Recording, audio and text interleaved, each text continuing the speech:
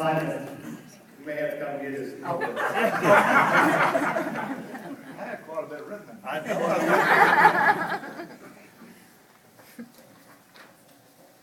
Last but certainly not least is Coach Roy Riley. Represented tonight by his children, Jane Riley Buckley and Don Riley. 4 grandsons, 2 granddaughters, 14 great-grandchildren, and 3 great-great-grandchildren. 13 years as a head coach. He was raised in Reading, Oklahoma, which is in Kingfisher County. And he's a graduate, I don't know how many people, I don't know if Chief Davis would know this. He was a graduate of the Big 4 High School. Woohoo! I know where it's at. Went to Central State Teachers College, graduated in 1932, where he played baseball. 16 years of teaching. He was at Arcadia from 1954 to 1968, where he won over 91% of his games, 314 and 31, and winning state championships in 58, 64, 65, and 66. His 64, 65, 66 teams went 31, 31 and 2, and 28 and 4. In 64, Arcadia broke Rocky's 55-game winning streak in the state finals by a score of 56 to 55. Arcadia closed in 1968 and was consolidated with Star Spencer. Life was not always easy on Roy or his family, and the school integrated with the closing of Dunbar High School. Coach Riley coached both the boys and girls. He also took the girls to state tournament in 58, 62, and 66. Coach Riley's teams were known for their defense and balanced scoring. He was the Oklahoma Coach of the Year in 1965 and the Little All-City Coach of the Year 3 times. He made 7 state tournament appearances, never losing a first-round game, with 4 state championships. 4 players: James Woodard, Leroy Combs Sr., Don Washington, Ted Hardiman, Roosevelt Milton. He had 5 All-Stars. Mr. Riley passed away September 14, 2004 in Perryton, Texas, at the age of 96. Accepting tonight on his behalf is his daughter Jane Riley Buckley and son Don Riley.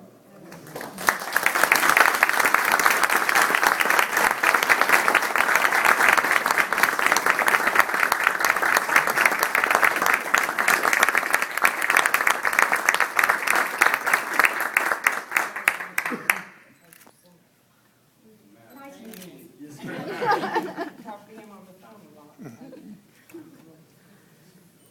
Good job, Jane. Don't you say first. Well, we don't have any special. We would really appreciate being here tonight and accepting this from a great institution. He loved coaching better than anything, and his kids loved him. Like his men said, all you had to do is just say something and they would do it. And he was like a god at Arcadia, and nobody said anything bad about him. But he was a stern person. He was coaching there when I was playing at Hedden, a little town just west of there. And he got me in trouble more than once, telling our coaches, my coaches, what they were doing wrong. And he had no qualms about doing that. And I know that I played ball for Clester Arrington my senior year, which was a great thing. But Clester, he had to watch out, because he'd jump on Clester too. He wanted to. And he always threatened me. He said, if you don't do good, you don't play right, you don't do right, you're coming to Arcade and play for me. I said, I'd much rather play for Clester than play for you, which was thereabouts. But we do appreciate being here to accept from my dad, because we miss him, and he was lived basketball for Oklahoma. He was a small school, but he did what he thought was right. We appreciate that thing.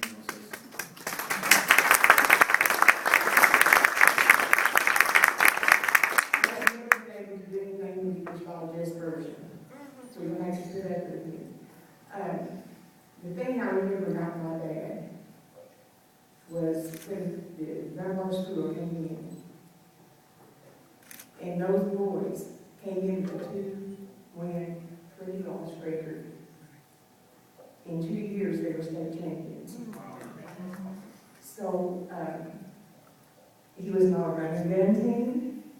He played defense, he coached. He didn't just put them out on the court and say, play ball, boys. And like my brother said, he was strict. But they loved him. I never seen anybody that could just, they would walk with water on him for him and try to. I brought this because I can't remember what it said. Volney Meeks was a staff writer for a long time. He did art for my dad. I remember when one time. And one of the statements he made, and I think a lot of people forget, he said, Ryder was one of the first state high school coaches to benefit fund and take advantage of integration after Dunbar closed. You know, that was in 1958. Remember, the Titan was in the 70s. So he was part of ground record. And I'll be honest, it wasn't easy. I can remember sitting there as an 18, 19-year-old and seeing the abuse, really, that people were getting. We come a long ways. We have come a long ways. And I know it makes my heart happy to know my dad was part of it. And I had invited James Wood, who lives in Arcadia now. And some of you may remember, Edmund Memorial has 2 of his grandsons playing there. One of them went to Tulsa, and the other one's in Vietnam. I think he already has a scholarship, I think. And I talked to him tonight, he said, tell the people that we love Coach. And I thank you for this honor. My dad would be pleased. He might not be here. He might have sent us to first meeting. Daddy's fishing. Our family over there, we talk about family. Don has a wonderful family. I'm so proud of my family. And talking about coaches' little families, my aunt, Georgine Barnett, older. I don't know, some of you may remember in Central State, Howard Barnett. They just dedicated Bill Howard. He died at 33. So we had Uncle Joe coaching, Bob, my uncle coaching, my dad coaching, my mother, who thought she was a coach. We'd sit at the table, and my grandma would say, no politics, no religion, and no sports. I don't know if I would remember that, but I do remember it. And we love our family there, and they love, and he loved them. And We have a lot of our people right here that came in we're from Texas. We had a lot of them come in from all parts of the state. We have about 15, 20 of them right here, so they live in one area. I'm glad that they came. now I have a son that's here in Hart because he's in Arizona on a mission trip. He's a pastor in Wilson. And he's on a mission trip. And the boys remembered when my dad died, 6 of the boys were pallbearers. My brother found the boys. And I went out and I was thanking them for being there. There was Leroy Combs, the 2 Washingtons, Rose Washington, John Washington, those were All-Staters. Roosevelt was like he was one of the only All-Stater that was not on the state championship team his senior year. He made All-State in 62. And he was about 5'6", but his arm was 5'6". And they were there, and I went out, and they said, I thank you for being there. And they said, that was that little kid up there preaching? And I said, now that's the one that spanked, been around 7 dimensions, spanked us on the bottom and gave us a gun.